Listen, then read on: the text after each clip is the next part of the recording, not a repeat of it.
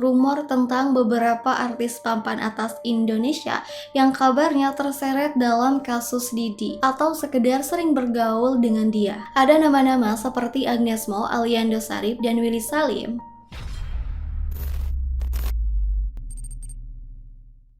Halo teman-teman, Assalamualaikum warahmatullahi wabarakatuh. Gimana kabarnya nih? Semoga baik-baik saja ya.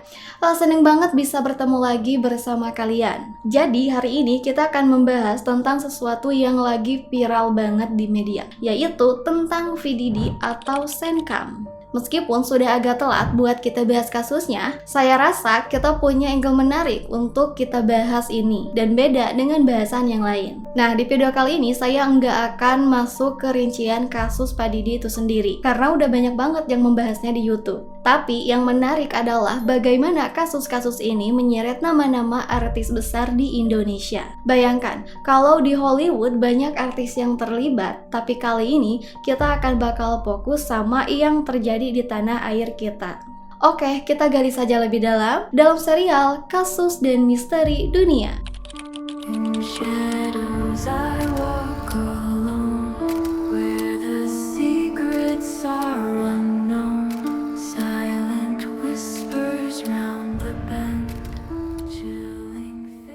Jadi baru-baru ini Pak Didi yang dikenal sebagai Sencam bikin heboh lagi. Bayangkan, sosok ikonik hip hop ini yang sudah mengukir karirnya di dunia musik dan bisnis, sekarang terlibat dalam kasus yang bikin orang-orang terkejut. Siapa sih yang tidak kenal Didi? Dia itu bukan hanya rapper legendaris tetapi juga pendiri Bad Boy Record. Didi sudah dikenal sebagai sosok yang multitalenta, mulai dari rapper, produser, sampai pembisnis yang sukses di berbagai bidang. Mulai dari musik, fashion, sampai ke minuman keras. Dia juga jadi mentor banyak artis besar, seperti The Notorious B.I.G. dan Mary J. Blige. Karirnya gemilang dan kekayaannya melimpah menjadi sosok yang sangat dihormati. Tidak hanya di dunia musik, tetapi juga di dunia bisnis. Tapi mari kita lupakan sejenak kesuksesannya. Penangkapannya ini benar-benar menjadi kejutan besar. Tuduhan yang diterimanya itu bukan hal yang sepele dan banyak orang bertanya-tanya, apa yang sebenarnya terjadi? Bagaimana mungkin Didi terjerat dalam kasus seperti itu? Ini bukan sekedar soal reputasi seorang musisi, tapi lebih dari itu. Kasus ini membuka pembicaraan tentang bagaimana selebritis, kekuasaan, dan hukum saling berhubungan. Mengingatkan kita bahwa tidak peduli seberapa tinggi seseorang berada di puncak kesuksesannya, tetap ada konsekuensi hukum yang harus dihadapi. Di balik glamornya karir Didi muncul serangkaian tuduhan yang mengejutkan, yaitu pelecehan seksual, perdagangan manusia, dan kekerasan terhadap puluhan korban. Semuanya mulai terkuak ketika mantan pacarnya, Kelsey, berani berbicara. Dia mengaku mengalami kekerasan fisik dan pelecehan sosial selama bertahun-tahun. Bahkan dia dipaksa terlibat dalam perdagangan manusia. Apalagi ketika Kelsey mengajukan gugatan di pengadilan Manhattan pada tahun 2023, yang menjadi titik awal bagi lebih dari 120 korban lainnya untuk melapor. Beberapa dari mereka bahkan masih berada di bawah umur dan mengalami pelecehan ketika saat audisi musik. Lalu pada Oktober 2024 akhirnya Didi ditangkap setelah melakukan penyelidikan panjang. Tuduhan-tuduhan seperti itu jelas merusak reputasinya. Pengacaranya, Mark Agnefailo, mengungkapkan kekecewaannya terhadap jaksa dan menyebutkan keputusan tersebut tidak adil. Namun penangkapan ini justru mendorong lebih banyak korban untuk maju dan berbicara. Banyak diantaranya adalah orang-orang yang pernah berhubungan atau bekerja dengan Didi. Dan ada juga beberapa nama terkenal dari industri musik yang disebut-sebut terlibat, menunjukkan bahwa kekuasaan dan ketenaran bisa jadi penutup untuk banyak kebenaran yang selama ini tersembunyi. Jadi kisah Didi ini bukan hanya tentang seorang superstar yang jatuh, tapi juga tentang bagaimana dunia hiburan bisa jadi tempat yang rumit dan penuh rahasia. Siapa yang bisa bayangkan bahwa di balik sorotan lampu dan kesuksesan yang gemerlap, bisa ada sisi gelap yang tak terduga. Oke, jadi kita nggak bakal bahas panjang lebar tentang kasus Didi ini. Sekarang mari kita bahas topik lain, yaitu rumor tentang beberapa artis papan atas Indonesia yang kabarnya terseret dalam kasus Didi atau sekedar sering bergaul dengan dia. Ada nama-nama seperti Agnes Mo, Aliando Syarif, dan Willy Salim. Nah, pertanyaannya adalah, benarkah mereka terlibat dengan Didi? Kita mulai dari Agnes Mo. Jadi semuanya berawal ketika Agnes yang sudah dikenal sebagai salah satu artis atau penyanyi papan atas terkemuka di Indonesia, tahu kan bahwa Agnes juga berkarir di luar negeri atau go internasional. Nah, saat itu dia ditawarkan untuk hadir dalam sebuah pesta yang diadakan oleh Didi. Mungkin bagi banyak orang, undangan seperti ini adalah kesempatan yang sangat langka, apalagi mengingat siapa Didi yang dikenal di seluruh dunia. Dan itu bisa menjadi jembatan yang bagus untuk ke puncak kesuksesan. Bayangkan saja, pesta Didi itu bukan hanya sekedar pesta. Dia seringkali mengundang bintang-bintang besar dan semua orang tahu betapa meriahnya acara-acara seperti itu. Pesta ini bisa jadi ajang bertemu bagi banyak artis internasional atau mungkin bahkan menciptakan peluang kolaborasi yang luar biasa. Jadi ketika Agnes mendapatkan tawaran untuk hadir, banyak yang berpikir bahwa ini adalah peluang emas untuk mungkin lebih jauh lagi dalam karir internasionalnya. Namun yang bikin cerita ini menarik adalah keputusan Agnes untuk menolak undangan tersebut. Dan disinilah prinsip-prinsip dan nilai-nilai Agnes mulai terlihat. Mungkin dia punya alasannya sendiri yang membuatnya merasa untuk menghadiri pesta seperti ini tidak sejalan dengan keyakinannya. Tentu saja ini adalah langkah yang sangat berani, mengingat mungkin betapa besarnya peluang yang hilang. Namun Agnes mungkin lebih memilih untuk tetap setia pada dirinya sendiri dan apa yang dia percayai.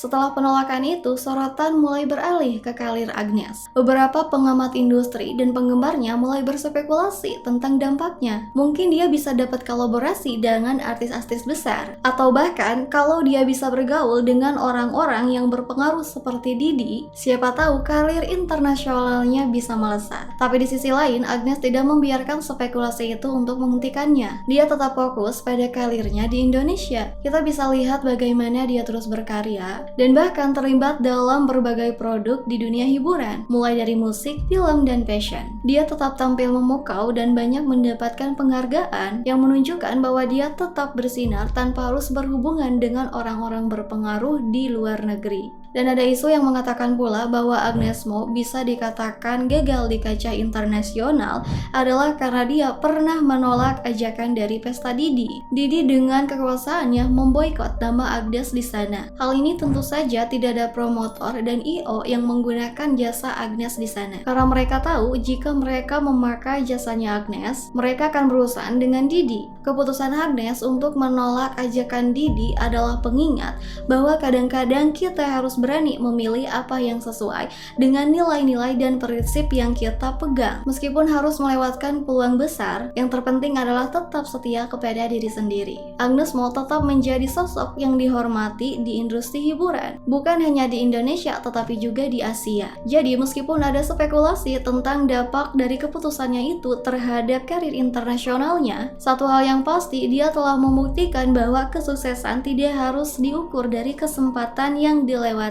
Lah, kok kamu tahu tentang hal ini? Tentu saja tahu. Hal ini sudah banyak dibahas di media loh. Tapi mungkin ada beberapa sudut pandang atau detail yang belum banyak diulas. Misalnya bagaimana keputusan Agnes Mo itu bisa jadi inspirasi bagi banyak orang untuk tetap setia pada prinsip meskipun ada tawaran yang menggiurkan. Kadang kita perlu melihat lebih jauh dari sekedar berita yang ada, ya kan? Selain itu ada juga kemungkinan dampak jangka panjang dari keputusan tersebut pada karirnya. Mungkin dengan memilih lebih fokus karirnya di dalam negeri, Agnes dapat membangun fondasi lebih kuat dan menghindari potensi kontroversi. Siapa tahu langkah ini membuatnya lebih dihormati dalam industri hiburan.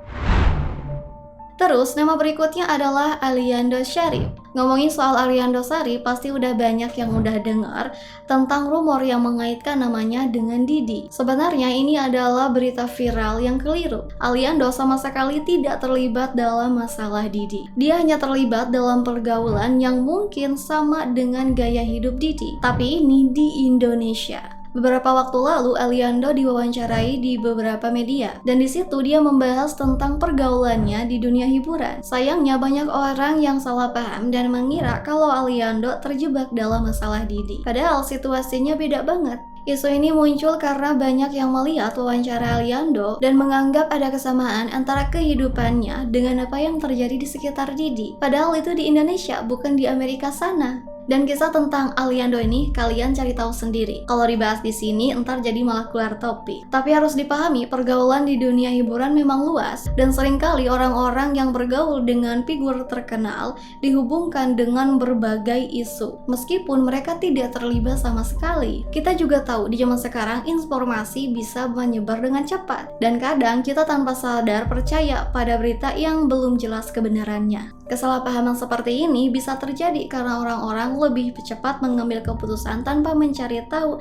lebih lanjut lagi. Nah, Aliando sendiri dia tetap fokus pada karirnya di dunia musik dan akting. Dia berusaha menjaga citranya dengan baik di tengah berbagai rumor yang beredar. Aliando tahu betul bahwa banyak banget orang yang mengawasi setiap langkahnya. Jadi dia berusaha tetap positif dan tidak terpengaruh pada gosip-gosip yang tidak jelas. Makanya kita sebagai pendengar atau penonton juga harus lebih baik. Sebelum mempercayai sesuatu, lebih baik cek fakta dan mencari informasi yang jelas. Jangan langsung menghakimi atau mengaitkan seseorang dengan masalah yang belum tentu benar. Aliando adalah artis yang berbakat dan sedang berusaha membangun karirnya. Jadi kita dukung aja karirnya tanpa terjebak dalam rumor yang tidak berdasar.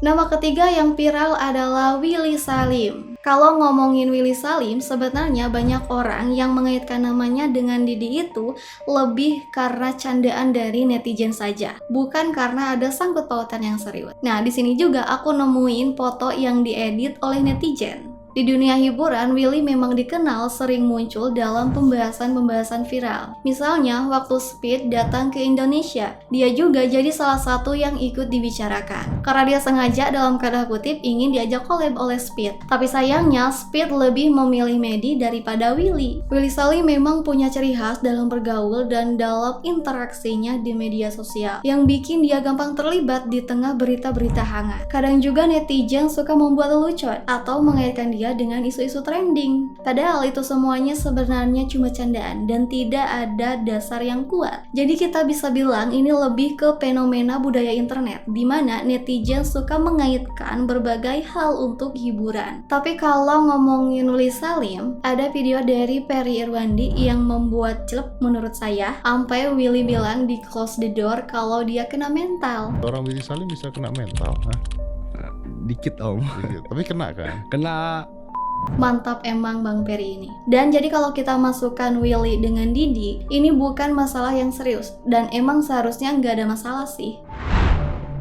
Jadi kalau kita berbicara tentang Agnes Mo, Aliando Syarif, dan Willy Salim, semua ini jelas menunjukkan bahwa mereka sama sekali tidak terseret dalam lingkungan Didi, apalagi terlibat dalam kasusnya. Nama mereka sering disangkut pautkan hanya karena ada ajakan langsung ke pesta Didi, terutama untuk Agnes Mo. Dia memang pernah diundang tapi memilih untuk menolak undangan tersebut. Sementara itu, untuk Aliando, banyak yang mengira dia terlibat karena ada beberapa kabar yang beredar, padahal itu semua hanya salah paham dari netizen. Dan Willy Salim ini lebih kepada candaan dari netizen yang suka mengaitkan namanya dengan isu-isu yang viral. Jadi meskipun mereka sering muncul dalam pembicaraan yang sama, penting untuk dicatat bahwa mereka tidak terlibat dalam konteks yang sama seperti Didi. Jadi apa yang bisa kita ambil dari sini? Penting untuk selalu kritis dan tidak langsung percaya pada berita atau informasi yang beredar di media sosial. Kita harus memisahkan antara fakta dan spekulasi agar tidak terjebak dalam rumor yang tidak berdasar.